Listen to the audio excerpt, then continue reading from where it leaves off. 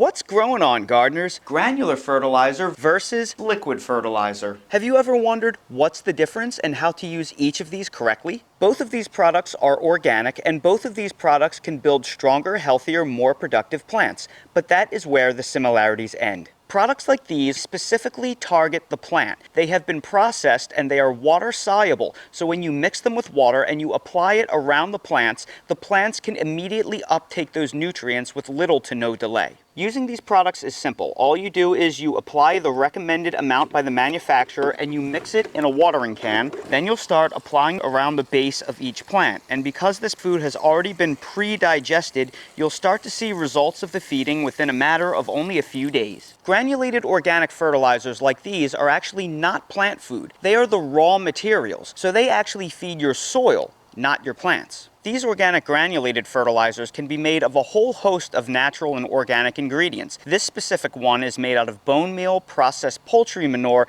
and sulfate of potash, but it could be made out of feather meal, fish meal, blood meal, and a whole host of other natural ingredients. So these granulated fertilizers are actually inert in their raw form. So these granulated organic fertilizers are actually food for your soil's microbiome, not the plants directly.